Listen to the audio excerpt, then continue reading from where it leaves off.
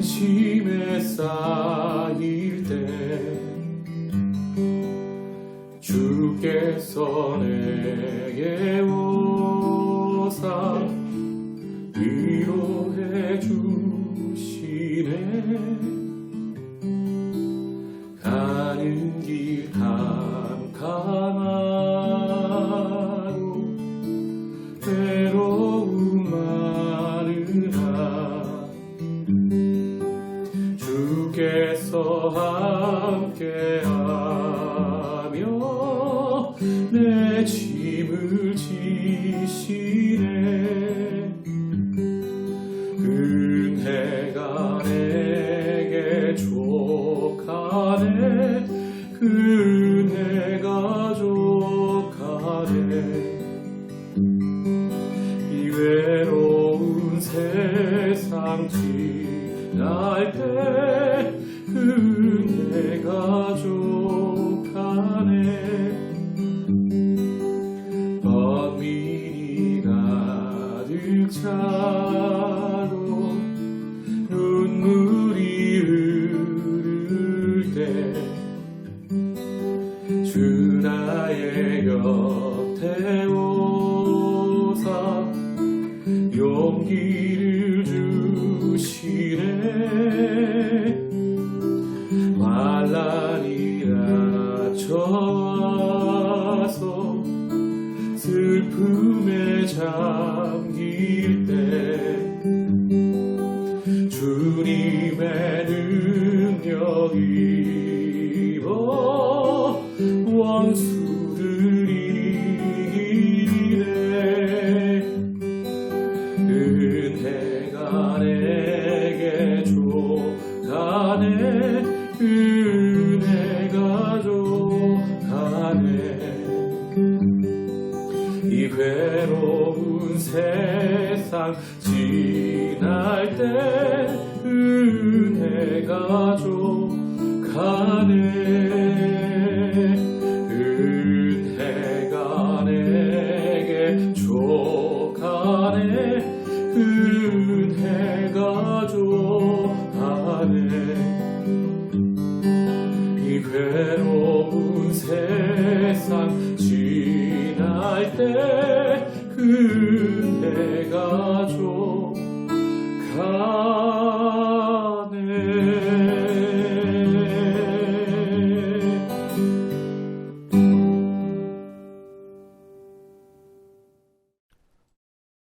오늘 우리에게 주시는 하나님의 말씀은 신명기 28장입니다.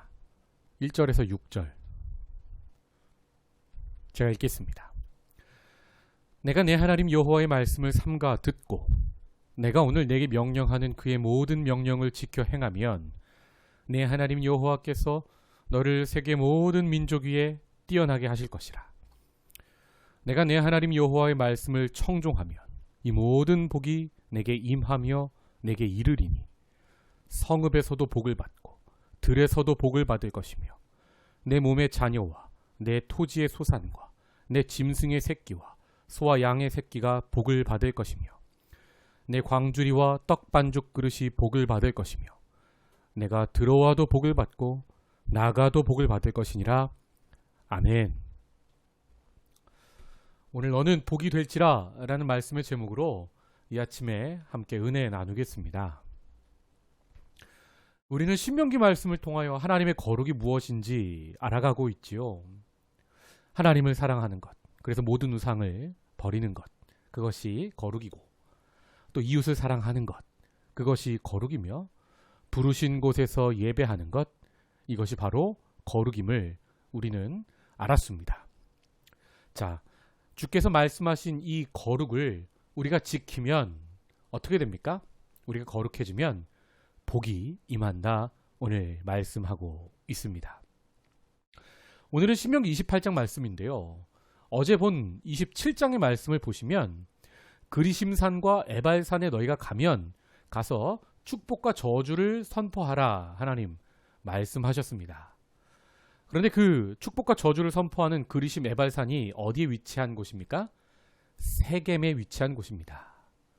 세겜은 창세기 12장에 믿음의 조상 아브라함이 그 땅에 가서 믿음으로 순종하죠. 말씀에 순종해서 그 땅으로 가서 여호와의 이름을 부르며 처음 하나님을 예배한 장소였습니다.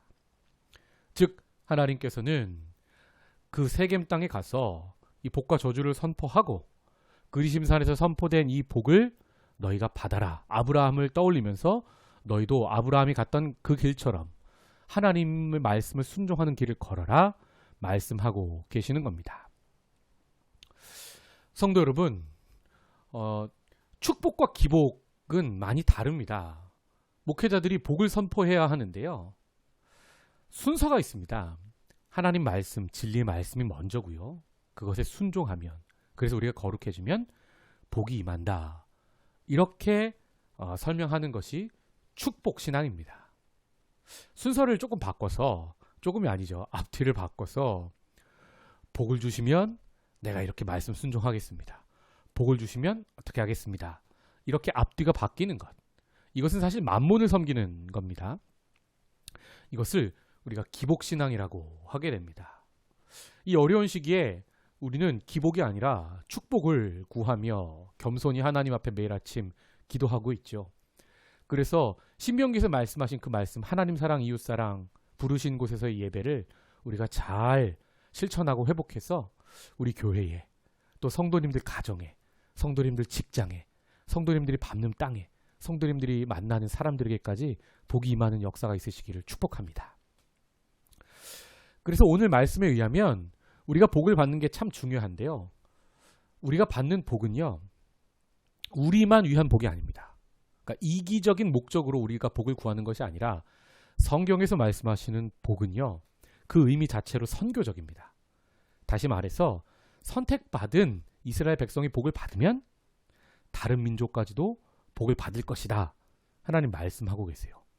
그 말씀이 어디에 나와 있냐면요. 성경의 복의 원리가 바로 창세기 12장 아브라함을 부르시고 복을 약속하실 때부터 하나님 그렇게 설명하고 계십니다. 같이 읽어보겠습니다. 여호와께서 아브라함에게 이르시되 너는 너의 고향과 친척과 아버지의 집을 떠나 하나님보다 더 의지하는 것을 버리라 말씀하시죠. 내가 내게 보여줄 땅으로 가라. 믿음을 요구하십니다. 말씀 순종해. 그러면 이런 복을 주겠다 말씀하시죠. 어떤 복입니까? 내가 너로 큰 민족을 이루고 아들이 없는데 아들을 주시겠다는 겁니다. 그냥 한 명의 아들이라 아니라 많은 민족을 이루겠다 약속하십니다. 내게 복을 주어. 자, 복이 나오죠. 내 이름을 창대하게 하리니. 자, 네가 복을 받아서 민족을 이루게 되고 이름이 창대해지는데 너는 복 받는 존재가 아니라 그냥 복이 될지라 말씀하십니다. 여러분, 이 말씀이 굉장히 중요합니다. 우리가 복이 된다는 것은 어떤 의미입니까? 그리스도인들의 새해 축복 인사는요, 새해 복 많이 받으세요가 아닙니다. 성경적으로 말하면 새해 복이 되세요. 이게 더 성경적으로 정확한 표현이죠. 우리가 복이 된다는 건 어떤 의미입니까? 하나님 3절에 설명하고 계십니다. 너를 축복하는 자에게는 내가 복을 내리고 너를 저주하는 자에게는 내가 저주하겠다. 여러분, 이 말씀을요, 많은 사람들은요, 하나님이 그냥 일방적으로 아브라함 편을 드시고 이방 민족들은 그냥 버리셨다고 생각하는데 절대 그렇지 않습니다. 이것은요, 이방 민족들을 위해서 내가 너를 선택했다는 말씀이에요. 생각해 보십시오. 일반적인 상황에서 어떻게 칭찬, 좋은 말이 오가고 축복이 오갑니까? 내가 잘 행동하면, 하나님의 자녀답게 거룩한 백성으로서의 삶을 나타내면 사람들이 칭찬을 하죠. 초대교회, 예루살렘 교회처럼 말입니다. 그러면 그 상황에서 하나님이 그들을 축복하시겠다는 겁니다. 반대로 우리가 하나님의 자녀로서 거룩을 살아내지 못하면 어떻게 됩니까? 사람들이 교회를 욕을 하죠. 그리스도인들을 욕을 합니다. 그러면 어떻게 됩니까? 그 땅에, 거기 사람들에게 저주가 임하는 겁니다.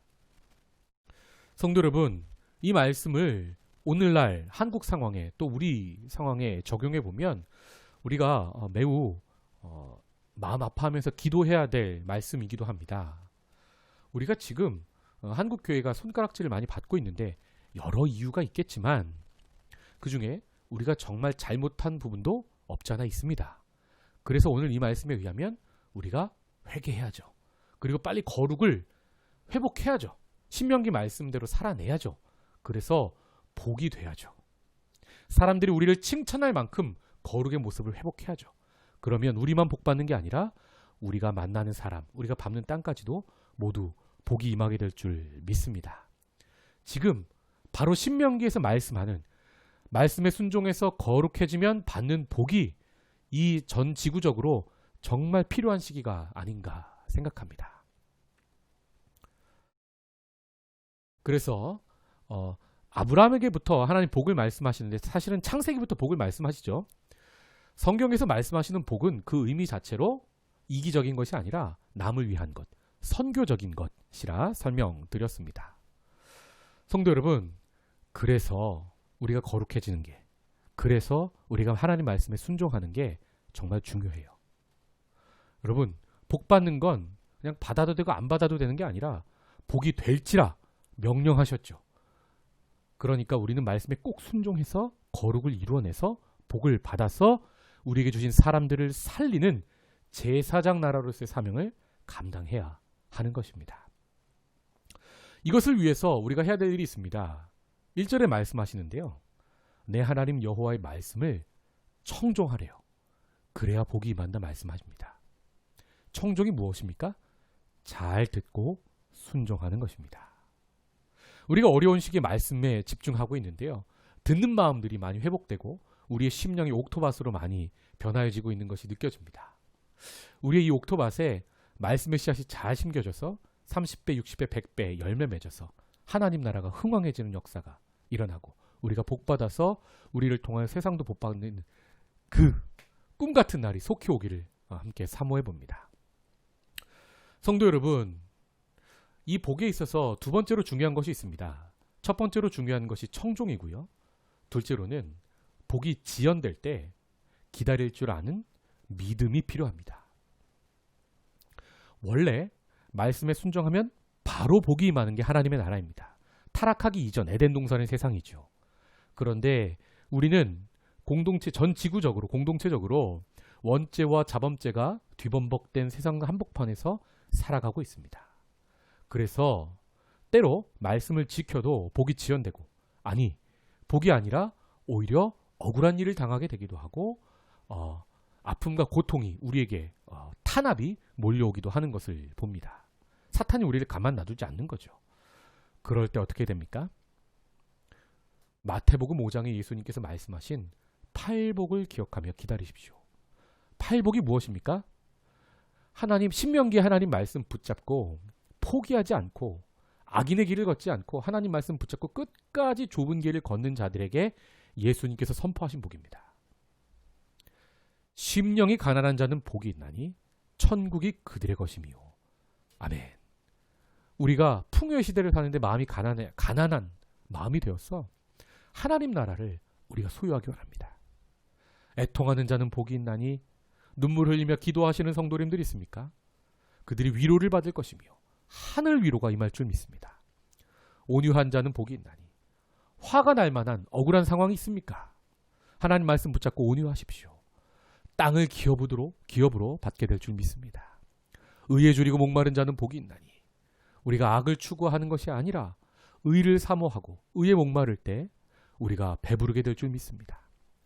긍휼히 여기는 자는 복이 있나니 남의 아픔에 남의 눈물에 공감할 줄 아는 우리에게 하나님께서 똑같이 우리의 아픔에 공감해 주시고 우리를 위해 울어주실 줄 믿습니다. 마음이 청결한 자는 복이 있나니 세상의 것들로 마음이 혼탁한 것이 아니라 하나님 말씀으로 우리를 깨끗하게 하는 자들에게 우리가 하나님을 보게 되는 복이 임할 줄 믿습니다. 화평하게 하는 자는 복이 있나니 분열이 있고 다툼이 있고 아픔이 있는데 우리가 성령 충만하여 말이 통하는 사람이 됩시다. 화평을 전하는 사람이 됩시다. 그리스도의 사랑을 전하는 사람이 됩시다. 그때 우리가 하나님의 아들이라 하나님의 참 자녀라 일컬음을 받는 복이 임할 줄 믿습니다. 의를 위하여 박해받는 사람들이 있습니까? 하나님의 나라가 우리의 것이 될 줄 믿습니다. 11절 나로 말미암아 너희를 욕하고 박해하고 거짓으로 너희를 거슬러 모든 악한 말을 할 때에는 너희에게 복이 있나니 기뻐하고 즐거워하라. 하늘에서 너희의 상이 큼이라. 너희 전에 있던 선지자들도 이같이 박해하였느니라. 아멘. 하나님 말씀에 청종하여 거룩을 살아갑시다. 그래서 복이 바로 임하고 있습니까? 여러분 기뻐하십시오. 그런데 복이 지연되고 있습니까? 오히려 어려운 상황이 계속되고 있습니까? 주님 말씀하십니다. 기뻐하고 즐거워하라. 하늘에서 너희의 상이 큼이라. 이 하늘 위로가 이 아침에 임하여 기다리고 있는 우리의 삶 속에 하나님의 복이 계속해서 부어지는 시간 되기를 주님의 이름으로 축복합니다. 기도하겠습니다. 하나님, 우리도 복받기 원합니다. 하나님의 말씀을 청종하여 거룩을 이뤄내게 하여 주시옵소서. 우리가 복이 되는 것은 옵션이 아닙니다. 우리는 복이 되라 하나님의 말씀의 명령을 받았습니다. 말씀에 순종하여 복이 되겠습니다. 나만 복받는 것이 아니라 내가 만나는 사람도 복받게 하시고 들어가도 복받게 하시고 나가도 복받게 하여 주시옵소서. 들에서도 복받고 성읍에서도 복받게 하여 주시옵소서. 자녀가 복받게 하시고 가정과 일터와 직장과 사업터가 복받는 역사를 보게 하여 주시옵소서. 그래서 이 세상을 살리는 우리 될 수 있도록 은혜도 하여 주시옵소서. 예수님의 이름으로 축복하며 기도하옵나이다. 아멘.